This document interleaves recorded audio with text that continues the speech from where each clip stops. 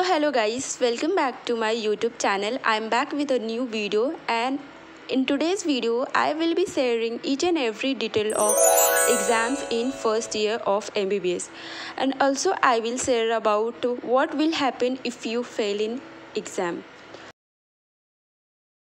और भी क्वेश्चंस होते हैं मन में कि क्या ईयर बैक लग जाता है, और अगर हाँ तो कब और कैसे, और क्या मुझे सेकेंड ईयर में प्रमोशन मिलेगा।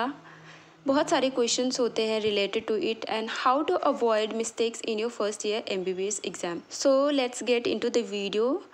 तो जैसा कि मैं बता रही हूँ अपना एक्सपीरियंस, जब हम सब आए थे फर्स्ट ईयर में तो हमारे मन में काफ़ी सवाल था इन एग्ज़ाम से रिलेटेड। और शुरू में कहीं भी आप कोई भी कॉलेज में जाते हो तो you are not allowed to ask anything to your senior. Eye contact तक करना अलाउड नहीं होता है, बाद में आपको पता चलेगा। तो ऐसे केस में आप पूछ ही नहीं सकते हो, तो क्लियर नहीं होता है डाउट, और मन में ऐसे कुछ क्वेश्चंस रह जाते हैं। तो चलो मैं इस वीडियो में आपको इन सारे क्वेश्चंस के आंसर दे देती हूँ। लाइक पूरे साल में आपका 3 इंटरनल एग्ज़ाम्स होते हैं, मतलब कि 3 इंटरनल एग्ज़ाम कंडक्ट कराया जाता है, और first internal exam, second internal exam, third internal exam, और एक फाइनल एग्ज़ाम होता है जिसको बोलते हैं यूनिवर्सिटी एग्ज़ाम। तो मैं ये भी बताऊंगी इंटरनल एग्ज़ाम्स और जो यूनिवर्सिटी एग्ज़ाम होते हैं उन दोनों में क्या डिफरेंस है। तो बेसिकली जितने भी इंटरनल्स एग्ज़ाम होते हैं वो सब कराए जाते हैं आपके खुद कॉलेज के एग्ज़ामिनेशन हॉल में, और जो कॉपी चेक किया जाएगा वो आपके प्रोफेसर के द्वारा ही कराया जाएगा। तो एग्ज़ाम से रिलेटेड बाकी के इन्फो थोड़े लेट से पता लगेगा, so watch till the end. और ये जो है थोड़ा वीडियो क्लिप लिया हुआ है मेरे यूनिवर्सिटी से, जो फाइनल एग्ज़ाम हुआ था हमारा। इसका सेंटर पड़ा था विनोबा भावे यूनिवर्सिटी में, और बहुत बड़ा यूनिवर्सिटी है, काफ़ी दूर में फैला हुआ है। लेकिन हाँ, अभी तक हम पूरे तरीके से हम लोग देख नहीं पाए हैं, और छोटे से क्लिप लिया करती थी मैं एग्ज़ाम्स के ड्यूरेशन में, जब हम लोग का एग्ज़ाम हो जाता था तब। और जो एग्ज़ाम का टाइमिंग था हमारा वो था 1 से 4 तक दोपहर का, तो इस वजह से हम लोग का लंच हमेशा से स्किप हो जाता था। तो अभी मैं इसलिए एग्ज़ाम देने के बाद आने के बाद मैं ऑर्डर की हूँ पिज़्ज़ा, ताकि वही खाऊँ और फिर थोड़ा नैप लूँगी, और उसके बाद नेक्स्ट डे का स्टडी का वापस से प्लान करूँगी, रिवीजन स्टार्ट करूँगी। ओके, तो ये है थोड़ा बहुत क्लिप जो हमारा फर्स्ट ईयर का फाइनल एग्ज़ाम के टाइम पे हुआ था। वैसे तो मैं ज़्यादा वीडियो क्लिप ले नहीं पाई थी, और जो भी मैं ली थी वो लास्ट तक जो 1-2 एग्ज़ाम बचा हुआ था बायोकेम का, तभी मैं ली थी। तो okay, back to the purpose of my vlog, जो कि हम एग्ज़ामिनेशन के ऊपर बात कर रहे थे। तो या जो आपके इंटरनल्स एग्ज़ाम होते हैं तो वो आपके कॉलेज में ही होता है, कंडक्ट कराया जाता है, और जो कॉपी चेक करते हैं वो आपके प्रोफेसर्स ही कॉपी चेक करते हैं। और ये जो हमारा फाइनल एग्ज़ाम होता है वो उसका सेंटर आपके कॉलेज से बाहर पड़ता है, यूनिवर्सिटी में पड़ता है। जैसे हमारा कॉलेज के बगल में ही हमारा खुद के कॉलेज का यूनिवर्सिटी है, तो हमारा सेंटर हमारे ही कॉलेज के यूनिवर्सिटी में पड़ता है। लेकिन जो बाकी जगह जैसे है और भी जगह पे जो कॉलेज है तो उनका यूनिवर्सिटी काफ़ी दूर में है, तो उनका जो कॉलेज है, उनका जो सेंटर पड़ता है वो दूसरे कॉलेज में, जो भी आसपास के कॉलेज होते हैं उनमें दिया जाता है सेंटर। और एडमिट कार्ड भी आता है, एडमिट कार्ड लेकर जाना है, आपका एडमिट कार्ड लेकर जाना मस्ट है।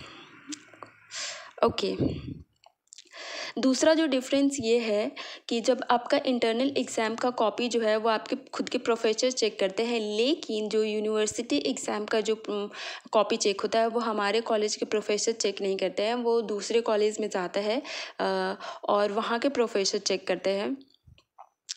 और इन्विजिलेटर्स भी हाँ दूसरे कॉलेज से आए होते हैं, तो काफ़ी ज़्यादा टफ़ हो जाता है। So you can imagine about the toughness of final year exam. Like आप इंटरनल एग्ज़ाम में कभी कभार हो सकता है कि आपका प्रिपरेशन थोड़ा लिबरल हो, आप प्रिपरेशन उतना अच्छा आपका नहीं हो, पर जब फाइनल एग्ज़ाम होता है तो उसका प्रिपरेशन काफ़ी ज़्यादा करना पड़ता है, और बहुत ज़्यादा फोकस्ड होकर करना पड़ता है। एंड एक और चीज़ है कि हाँ, तो एग्ज़ामिनेशंस के बारे में बात कर रहे थे कि जब 3 इंटरनल एग्ज़ाम, तो सारे इंटरनल एग्ज़ाम्स जो हैं उनमें आपको 2 to 2.5 2.5 मंथ का गैप मिलता है। और जितने भी एग्ज़ाम्स होते हैं उनका थियरी पेपर होता है, फिर उनके वाइवा और प्रैक्टिकल्स अलग से कराए जाते हैं सारे एग्ज़ाम्स का।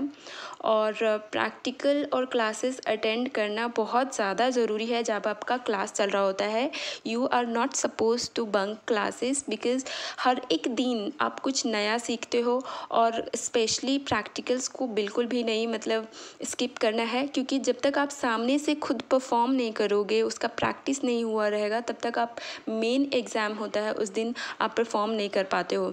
और वो माइंड में ना मतलब एज अ डाउट रह जाता है कि कैसे परफॉर्म करना है, और चाहे जितना भी वीडियोस वगैरह देख लो। सो मेक श्योर कि आपको सारे क्लासेस अटेंड करना है। ये मेरा एक छोटा सा एडवाइस था आप सभी के लिए। फिर आता है सेकंड पॉइंट कि क्लासेस आपके 8 to 9 मंथ ही चलेगा, और इतने ही टाइम में आपका सिलेबस कंप्लीट कराया जाता है और फाइनल एग्ज़ाम आ जाता है उसके बाद। मतलब जैसे कि क्लासेस बंद करा दिए जाते हैं और आपको प्रिपरेशन के लिए 1 मंथ का टाइम दिया जाता है, और उसी 1 to 2 मंथ, लास्ट का जो 2 मंथ है, तो उसी में आपको फाइनल इंटरनल एग्ज़ाम होता है। फिर थोड़ा 20 to 25 डेज़ का गैप दिया जाता है, और फिर थर्ड इंटरनल के बाद फाइनल एग्ज़ाम का टाइम आ जाता है, एडमिट कार्ड आ जाता है। सो बेसिकली बात यह है कि जो भी टाइम आपको दिया जा रहा है उसका यूटिलाइज़ करें अच्छे से। लाइक क्योंकि लास्ट तक बहुत ज़्यादा हेक्टिक हो जाता है सिलेबस पूरा करना। और जैसे जैसे आपका एग्ज़ाम होता है, जैसे जैसे पढ़ाया जा रहा है, वैसे वैसे पढ़ने का कोशिश करें। हाँ, कुछ चीज़ें होता है थोड़ा बैकलॉग में चलता है, तो इट्स ओके।